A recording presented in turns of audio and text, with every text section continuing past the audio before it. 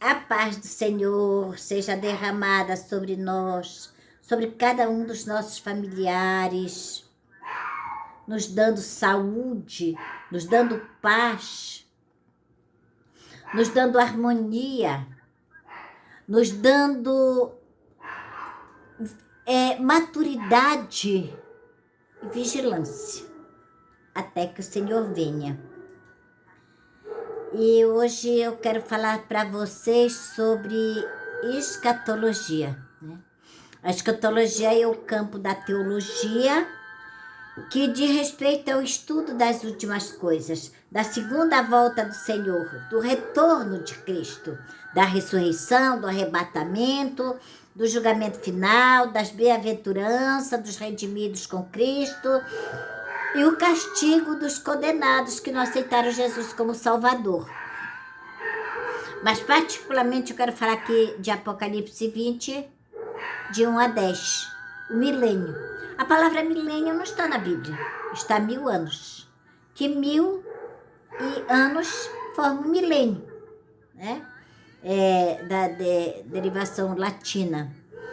E então existe assim várias escatologias que são promovidas pelos teólogos ao longo da história, né? E os teólogos costumam dividir em 3 interpretações. O pré-milenismo, que o pré-milenismo se divide em pré-milenismo dispensacional e pré-milenismo histórico ou clássico. O pós-milenismo e o amilenismo, né? Se vocês vezes assim por alguns sites por aí, às vezes tem 4, às vezes, né? Como eu disse, é uma interpretação hermenêutica. É uma interpretação hermenêutica, né? E eu quero falar aqui sobre o pré-milenismo dispensacional, né? Que é uma interpretação defendida pelos teólogos Norman Geisler, Charles Stanley, Chuck Smith e John Ward. Tem outros também, mas esses são os meus teólogos preferidos, né?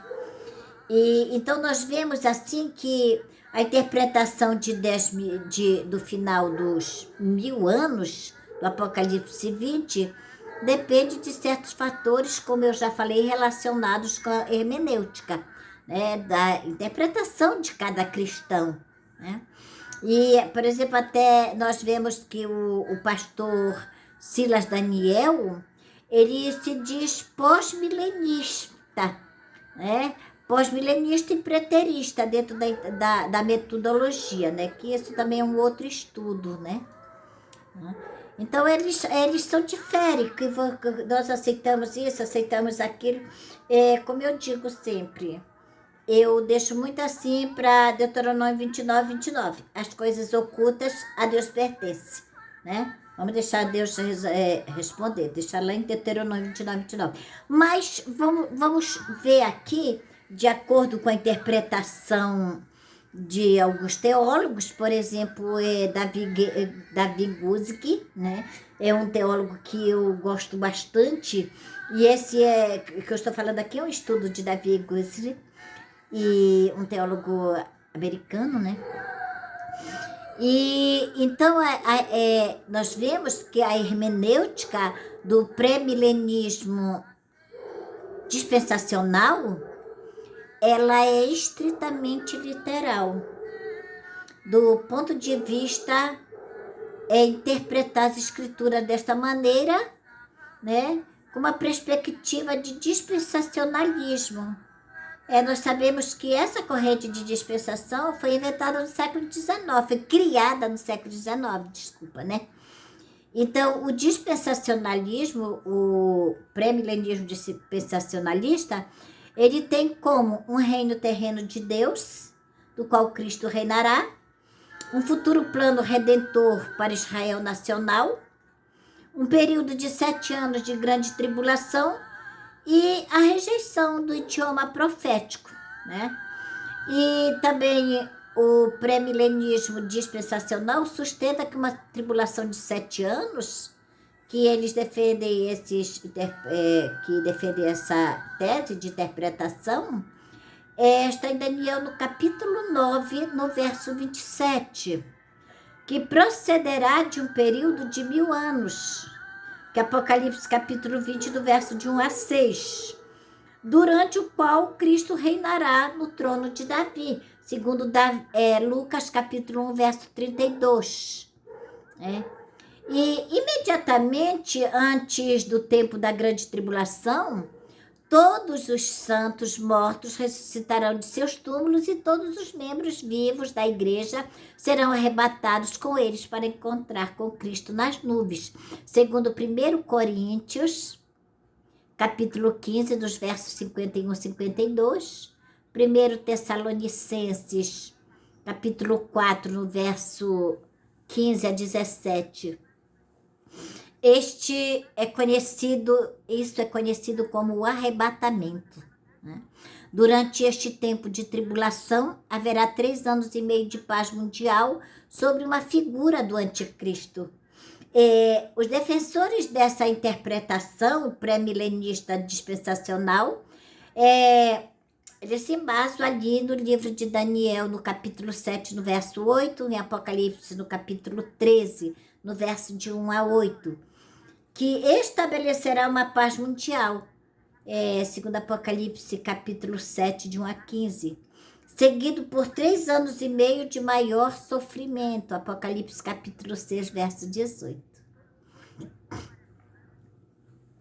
Os estudiosos e defensores da tese pré-milenista dispensacionalista, eles dizem que no final desse período, eles se basam ali e Cristo retornará, eles se basam em Mateus 24, 27, 31, e também em Apocalipse 19, 11, 21. Jesus retorna para julgar o mundo. E aí se basa em Ezequiel, capítulo 20, verso de 33, 38. Mateus, verso 25, 31. Judas, capítulo 1, dos versos 14 e 15, desculpa. Não é? E Jesus retornará e amarrará Satanás por 1000 anos. Aí eles se basam em Apocalipse 20, capítulo de 1 a 3. E levantará os santos do Antigo Testamento e da tribulação dos mortos. Também eles se basam em Daniel, capítulo 12, no verso 2, e Apocalipse, no verso 20, no capítulo 20, verso 4. Desculpa. Os defensores dessa tese de interpretação pré-milenista dispensacionalista, eles também defendem que neste momento, o reino milenar começará e Cristo reinará politicamente sobre a terra neste momento e a sua capital será em Jerusalém. E eles também se basam em Isaías capítulo 2, no verso 3. E ao longo do seu reinado, de Cristo na terra, não haverá guerras. Lá em Isaías, capítulo 2, no verso 4, e até mesmo a natureza dos animais habitará em harmonia, que está lá em Isaías, capítulo 11, do verso de 6 a 9. E no fim desta era de paz, esses teólogos que defendem essa interpretação pré-milenista dispensacionalista, no final deste tempo de paz, Satanás será solto e instigará uma colossal rebelião contra Deus. Ele se basa ali em Apocalipse, capítulo 20, no verso de 7 a 9. Após esta batalha predestinada, Satanás e os ímpios serão lançados no fogo eterno, no lago de fogo, que fala Apocalipse, capítulo 20, no verso 10. Enquanto os justos prosseguirão no seu estado eterno do reino do céu e da nova terra, do novo céu e da nova terra, como está ali em Apocalipse 21, capítulo 1. Então, nós temos essas 3 interpretações do milênio. né? E eu sempre digo, são interpretações. Eles se basam dentro da Bíblia, né? Como eu falei, o pastor Silas Daniel, ele, ele é pós-milenista, né? E, e eu vou dizer com sinceridade para vocês, eu estou me preparando para morar na eternidade. Eu observo assim, como eu volto a repetir, Deuteronômio 29, 29, né?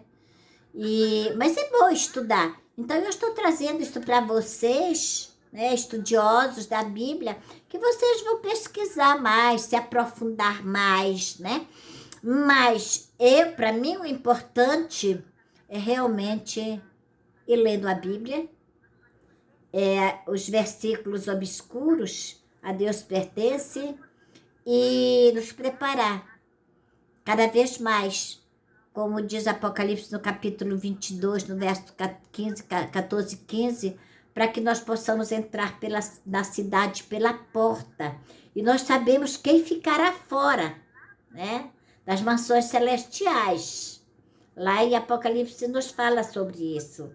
Então, para mim, eu quero lavar minhas vestes a cada dia, a cada momento, cumprindo o maior mandamento. É uma luta muito grande. Seguir a Cristo, ser cristã, seguidora de Cristo, é renúncia, é uma batalha. Jesus mesmo falou lá em Mateus, não sei se é Mateus 11:12 ou 12:11, não estou lembrada, que o reino dos céus é tomado pelo esforço. Só os que se esforçam se apoderam dele. Não é um esforço de violência material, é uma batalha espiritual, né? Ler Bíblia, orar e jejuar, porque a palavra de Deus é alimento, né?